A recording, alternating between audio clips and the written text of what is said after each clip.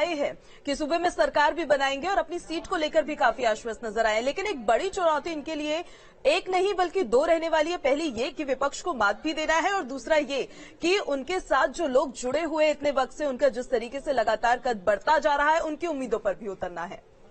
अविनाश।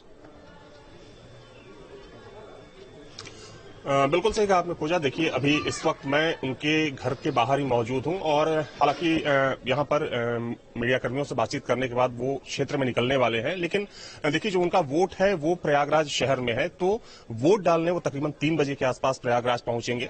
जहां तक सवाल आपने कहा कि चुनौतियां हैं, तो जाहिर सी बात है, देखिए 5 साल सरकार में रहने के बाद कहीं ना कहीं जो चुनौतियां होती हैं वो बढ़ जाती है। क्योंकि 2017 की बात करें तो उस समय का समीकरण कुछ और था, क्योंकि उस समय भारतीय जनता पार्टी विपक्ष में थी। केशव प्रसाद मौर्य उस वक्त भारतीय जनता पार्टी के प्रदेश अध्यक्ष थे और कहीं ना कहीं जो एंटी इनकम्बेंसी समाजवादी पार्टी के खिलाफ थी उसका फायदा भारतीय जनता पार्टी को मिला।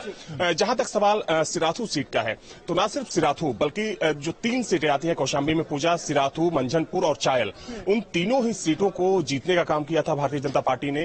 तो कौशाम्बी में निश्चित तौर पर चुनौती है, क्योंकि पहली चुनौती तो यही है कि एक बार फिर से भाजपा की ये कोशिश है कि जो तीनों सीटें हैं कौशाम्बी की, उनको एक बार फिर से अपनी झोली में, अपने पाले में लाया जाए। जो दूसरी चुनौती, जैसा कि आपने कहा कि केशव प्रसाद मौर्य के सामने कुछ चुनौतियां हो सकती हैं इस सीट पर, तो देखिए जैसा कि मैं बार बार बोल रहा हूं कि 2 मुद्दों पर यहां पर वोटिंग हो रही है। एक मुद्दा है विकास का और दूसरा जो कहीं ना कहीं जो जातीय और जो सियासी समीकरण है वो भी यहां पर प्रभाव डाल रहे हैं।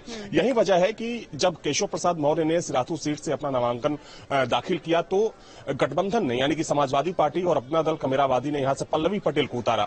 उसके पीछे एक बड़ी वजह यह है कि यहां पर जो पटेल मतदाता है उनकी ठीक ठाक तादाद है। कुल चूंकि 3,80,000 के आसपास वोटर है, लेकिन एक बात यह भी गौर करने वाली है कि यहां पर सबसे ज्यादा दलित वोटर्स है, तकरीबन 35%। 30% के आसपास जो ओबीसी वोटर है, जिसमें कि कुर्मी, पटेल, मौर्य, ये इस वर्ग के लोग आते हैं। 20% सामान्य वर्ग के लोग हैं और 13% के आसपास मुस्लिम हैं। तो इन दोनों चीजों को लेकर देखिए, आपसे हम लगातार समझते रहेंगे इस बार क्या कुछ गणित, क्या कुछ समीकरण वहां का कह रहा है। आपके पास हम अविनाश वापिस आएंगे। अयोध्या से हमारे संवाददाता धीरेन्द्र हमारे साथ जुड़ गए। धीरेन्द्र पंडित के पास चलते हैं। धीरेन्द्र, अगर अयोध्या की बात करते हैं, अयोध्या सीट की बात करते हैं, तो ना कि अयोध्या के लोग बल्कि पूरे प्रदेश की नजर इस सीट पर है। भगवान राम का आशीर्वाद इस बार किसे मिलने वाला है?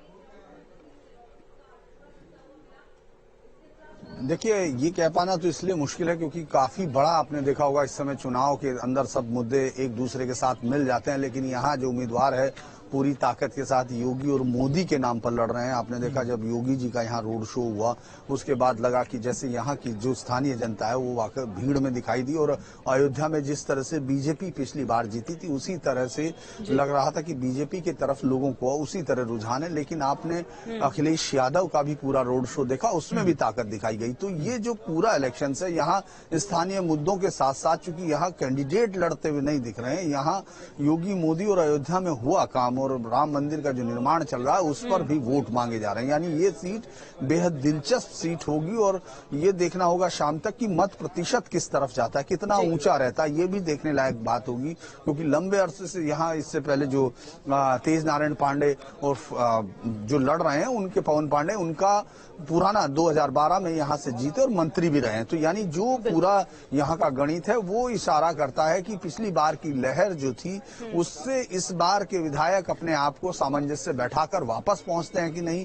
यहाँ का जो जातीय समीकरण है वो भी इस बात की तरफ इशारा करता है कि बहुत इजी नहीं है, सब चीजें इतनी आसान नहीं दिख रही हैं। लेकिन बीजेपी को लगता है कि ये एक ऐसी सीट है जिसको सबसे प्रतिष्ठा की सीट इस चुनाव में माना जा रहा है। क्योंकि अगर आप गौर करते हैं तो यहाँ से प्रयागराज, चित्रकूट धाम, यानी भगवान राम की जिस उसके साथ है, ये पूरा रास्ता उनके साथ जुड़ता है, वन गमन पथ हो या फिर राम जन्मभूमि। तो यहाँ इस पूरे फेज में ये दिख रहा है कि राम के नाम पर भी बीजेपी ने जितना भी अपना उनके साथ जुटाने की कोशिश या भगवान राम को, मंदिर को लेकर जिस तरह के आंदोलन चले, उसका यहाँ बहुत ज्यादा इम्पैक्ट होगा, जिसको देखना चाहते हैं लोग कि आखिर इस बार ये मुद्दा किस तरह से पार्टी के पक्ष में जाता है कि या फिर कुछ स्थानीय मुद्दों के साथ जो दूसरा समाजवादी पार्टी यहाँ दिखाई देती है वो आगे निकलती है। ये देखना वाकई दिलचस्प होगा। बिल्कुल बिल्कुल धीरेन्द्र जी, आप बने रहिए हमारे साथ। तो देखना दिलचस्प इसलिए भी क्योंकि 2017 में तो भारतीय जनता पार्टी ने यहाँ पे क्लीन स्वीप किया था, लेकिन बीजेपी इस बारी लॉ एंड ऑर्डर के मुद्दे को भी सामने ला रही है, साथ ही साथ राम मंदिर का निर्माण, हिंदुत्व का मुद्दा उनकी तरफ से सामने है। तो